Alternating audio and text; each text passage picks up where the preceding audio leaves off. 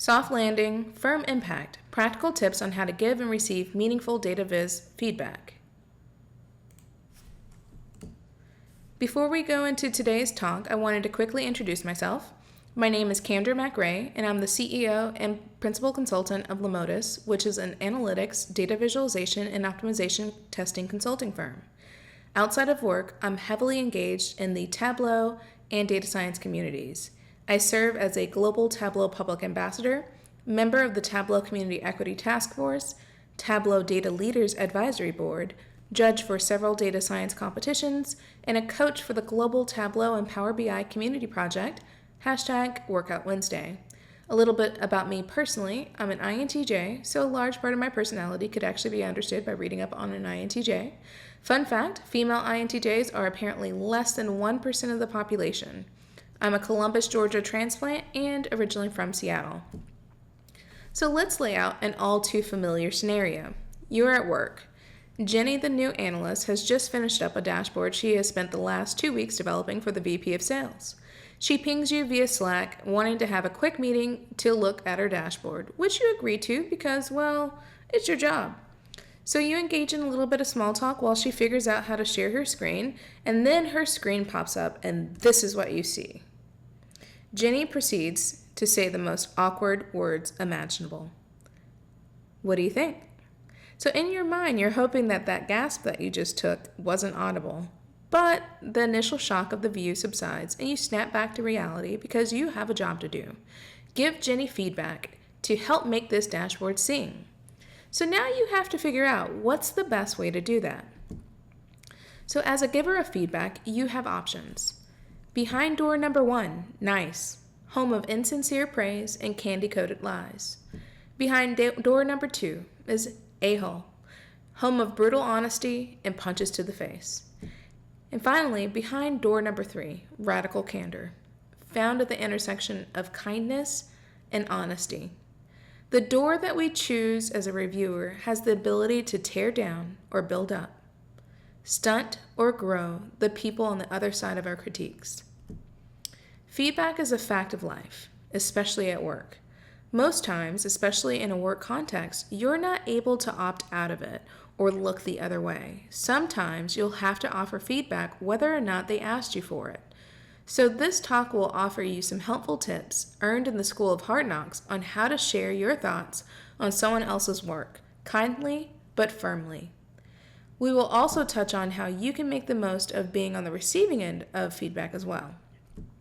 So let's hop to our first tip. The first tip on delivering effective feedback is by being self-aware. So what do I mean by being self-aware? This means to be conscious of your own character, motives, body language, biases, and motivations.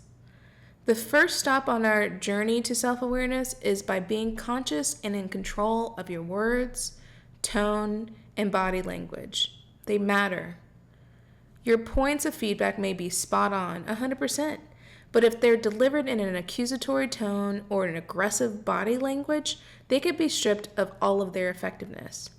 A mentor once told me, you can build empires or bury someone alive with your words, tone, and body language.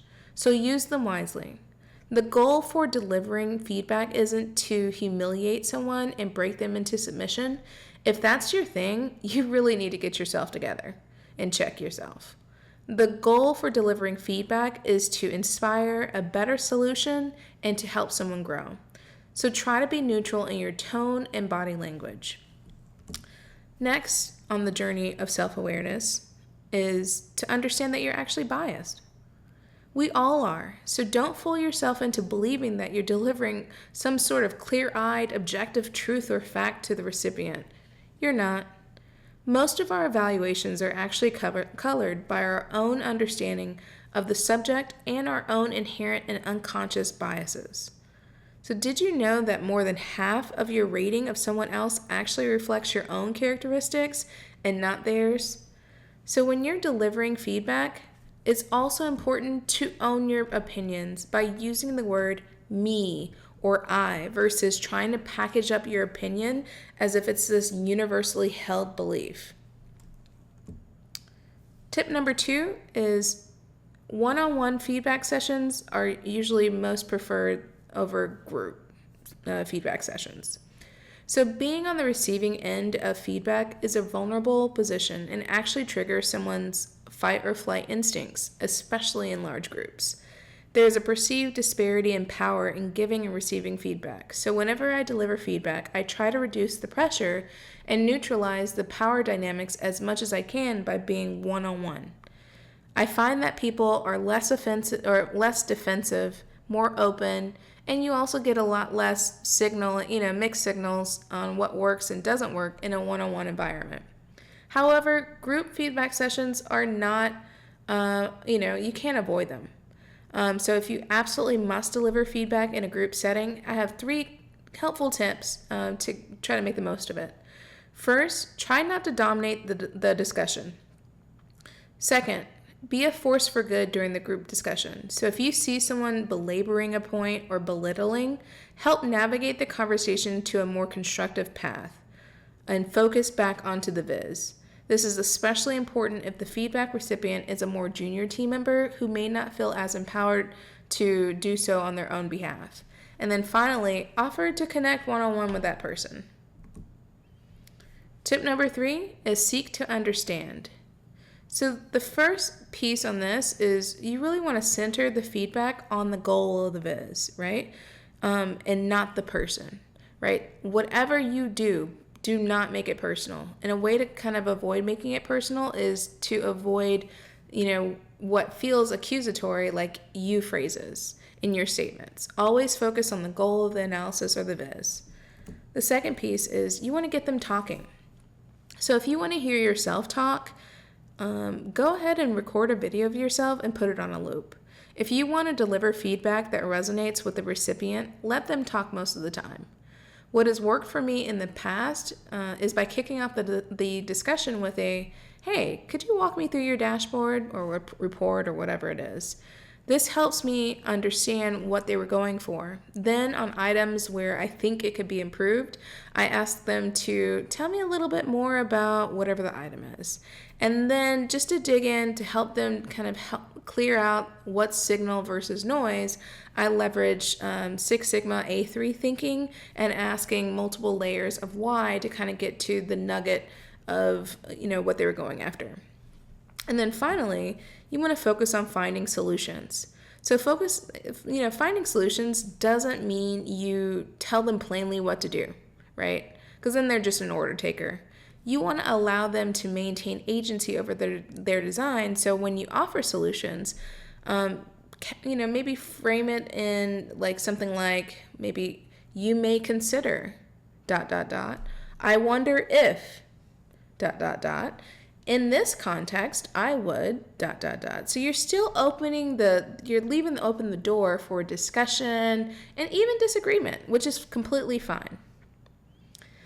Then allow them a chance to respond and then come up with a plan for action.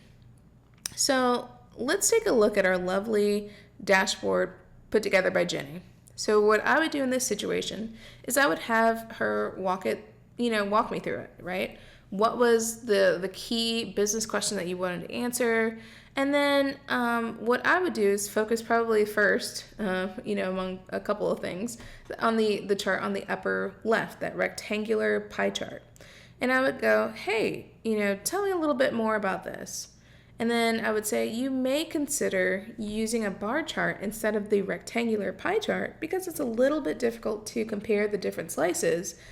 And I don't think all of the data labels are legible, so it's kind of hard to read a little bit. What do you think about a bar chart?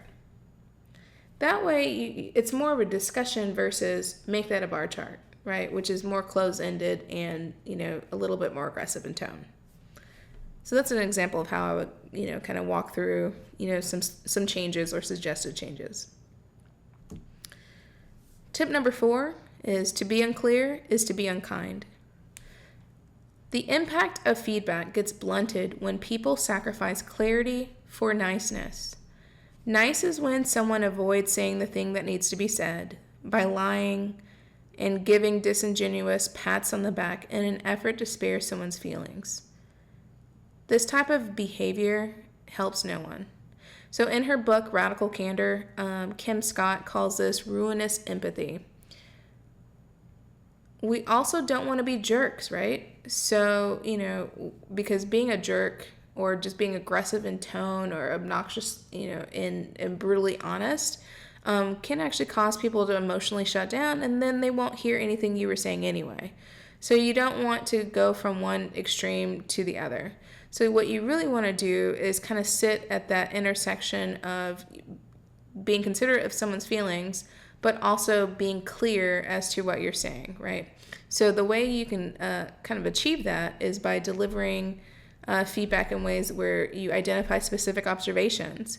You highlight why it doesn't work for you. And then you highlight potential solutions in such a way that there is no confusion as to where you stand. But you do all that stuff while being kind, right? It's not an either or scenario. You don't have to be, you don't have to be mean and clear. You can be, kind and clear. So it's not an either or scenario. You want to speak to someone in the way that you would want to be spoken to, right? And so I always like to say you want to consider someone's feelings in all that you do, but you also don't want to weaponize those feelings in such a way that it prevents you from being effective, and also it prevents them from growing. So save the sandwiches for your lunch. So this is a controversial hot take. Feedback sandwiches where someone gives a positive comment, then a negative one, then blunts the blow from the negative one with another positive comment are ineffective and is actually a fear-based approach to delivering feedback.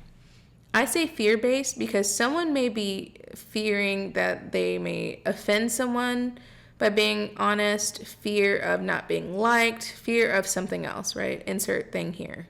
And I also find it only selfishly serves the giver. So let me break down why I feel this way. First, it's insincere. People can smell fake flattery from a mile away. Second, it's confusing. It blurs the real message and confuses the receiver by watering down the message. They walk away from the conversation not knowing if they hit or missed the mark. Third, it encourages defensiveness. The sandwich approach teaches you to never let your guard down. When you receive a compliment, your defenses activate because you think that there's a negative comment coming around the corner to hit you in the face, even if it was a standalone positive comment. I believe that comments, positive or negative, should be freestanding and not attached to one or the other. Tip number 5, please do not weaponize the experts. So here's a scenario that's happened to me, and I'm sure that it's happened to a few of you as well. You're sharing something that you built, and some clever human chimes in, well, this isn't what Stephen Few or Edward Tufte would do, with no other commentary as to why what you created wouldn't serve the goal of the viz. Just that two random people that you've never met before wouldn't give you a stamp of approval if they looked at your dashboard. What are you supposed to do with that information? Please, whatever you do, don't do this. It's great that you can name drop 10 notable data viz authors, but who cares? And it feels a little elitist and annoying. No one likes a name dropper, especially during feedback sessions. Focus on why the design choice they made doesn't work for you, offer up potential alternatives, and then if you actually think it's going to help elevate them, say something like, one book I found helpful along my journey was author X, Y, and Z. So let's bring this home. Delivering feedback or delivering effective feedback is hard because it requires us to be self-aware, conscious of the environment in which we deliver it, seekers versus tellers. It requires us to have emotional courage to be honest and also extend grace, and also not to weaponize our subject matter knowledge against those that we're trying to help. So now let's go to the other side of the coin, which is you want feedback. So now that we've had some practical tips on giving feedback, let's quickly talk about how to be a pro at receiving it. First, don't be argumentative and don't sulk. It's exhausting and discourages people, especially those that like to avoid conflict, to engage with you. This is really a reflection of emotional maturity, honestly. No one from newbie to Zen master is going to nail it all the time. So be humble enough to listen with an open ear and not just to respond, or worse, sit and sulk, is the key to leveling up and building open dialogue and relationships with the people that you're going to have to produce stuff with or for. A life hack that helps me when I'm in the hot seat is something I got from Brene Brown, which is a simple phrase, and it's the story that I'm making up. So whether the story that I'm making up in my head is that they're critiquing my dashboard because they don't think I'm capable, or the story that I'm making up in my head is that they hate the entire thing. When I process that phrase, it helps anchor me in those moments where I feel a little fight or flight instincts happening, and I need to press the pause on those so that I can hear my reviewer without my brain filtering the comments that they're giving me through a negative narrative, right? So just don't be argumentative and try to find little life hacks that can help you be present in those moments of feedback. The second thing is you need to act, right? Who is going to waste their breath if they think that their feedback is just going to get ignored? So show that you're coachable and open to ideas by incorporating their guidance where it makes sense. People are not going to spend the energy if they think that you're just not going to do anything with it. I wouldn't. And then finally, try to avoid close-ended yes or no questions like, do you like this dashboard? Do you like this chart? Because it's not going to give you the type of conversations or the type of feedback that you want, right, to really act upon. What you want to do is ask open-ended, engaging questions like, what do you think about X, Y, and Z? Where do you think there's, X, Y, and Z, right? And so what I like to do is preface most of when I'm requesting feedback from somebody else is, you're not going to hurt my feelings because I built this for you and I want to make sure it hit the target, right? Because what this does is it takes the emotional calculations out of the conversations that most people process things through, and they just focus on giving me feedback on the viz and not trying to say, am I hurting her feelings or not? Because I've indicated that I have divorced myself emotionally from this dashboard. So now we can just have an honest, open conversation about it. So we've talked about a lot of different things, whether it's on the giving feedback, on the receiving feedback.